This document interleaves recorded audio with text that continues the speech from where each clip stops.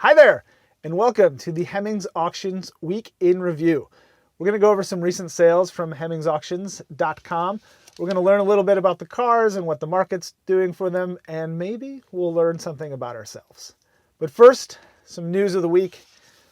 First up, Bruce Myers sold the Myers-Manx Company, and the new CEO is Freeman Thomas. He's the person who designed the Volkswagen New Beetle and the Audi TT, so it's good news.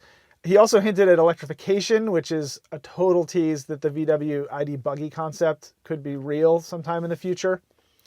Ford revealed the electric version of its Transit van called the e-Transit.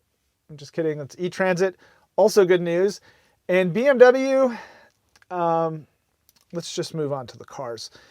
First up, a 1969 Porsche 912 Targa sold for $41,685. All prices include a 5% buyer's fee. The 912 was once the cheapo Porsche because it only had 4 cylinders. The Targa is always underloved because, which is wrong. I think they're totally great looking, but Porsche files have their opinions.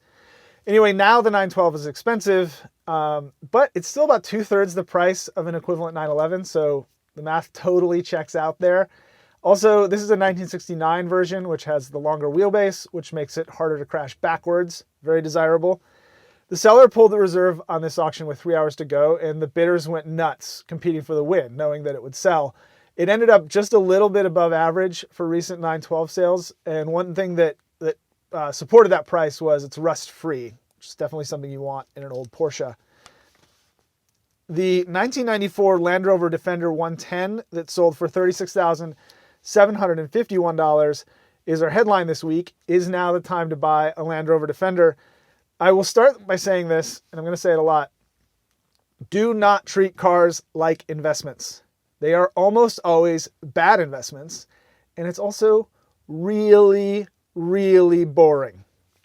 So anyway, should you buy a Defender? I mean, if you want one, yeah, do it. But to answer the question more seriously, the average price of these has been, 110s at least, the longer wheelbase, has been hovering around $50,000 for the last couple of years. And the range has been pretty consistent as well, top to bottom. But the number of Defenders on sale, at least in terms of public auction, has gone way up. So yes, now is a good time to buy a Defender. There's more selection out there. You can find the right one for you at whatever your price or condition point is. Unfortunately, you missed out on this one because it was a real beauty. Look, it even has skylights. Yeah. We also have a 1949 Buick Roadmaster Convertible. This sold after the auction ended with an accepted offer of $60,900. This one's a heartwarming story because the proceeds of the auctions went to the San Diego charity Cruise for Kids.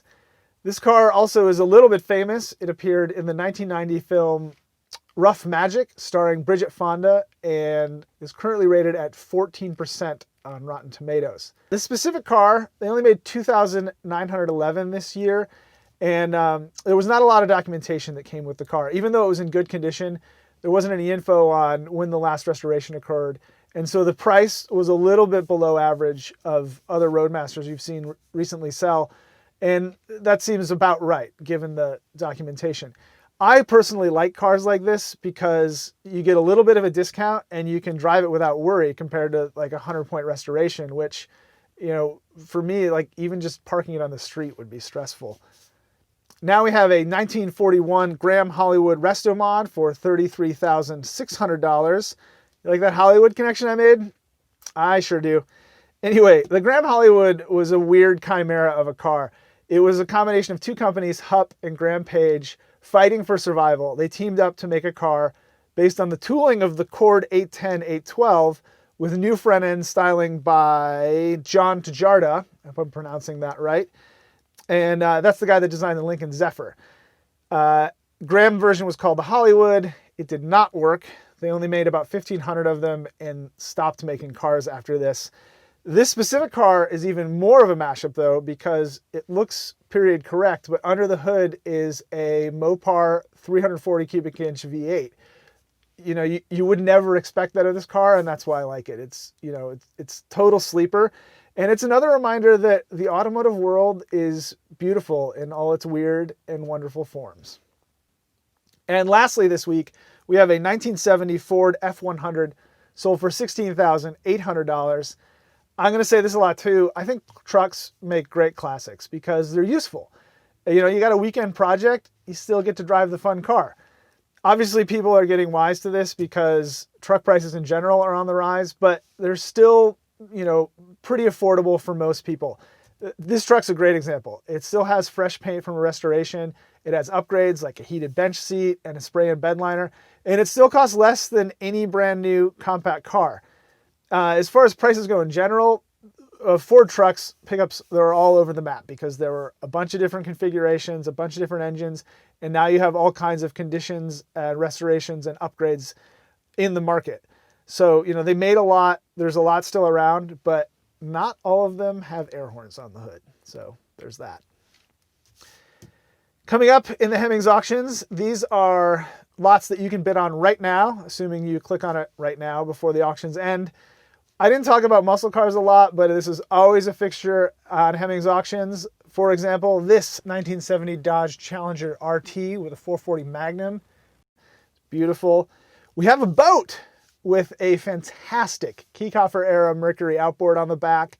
We have a really, really nice DeLorean, and we have a 1979 Flaming Chicken Trans Am. Check out these lots and even more, as well as our premium classifieds on the website, hemmingsauctions.com. And while you're there, don't forget to sign up for the newsletter and get all that sweet auction goodness in your inbox every single morning. And I will see you next week.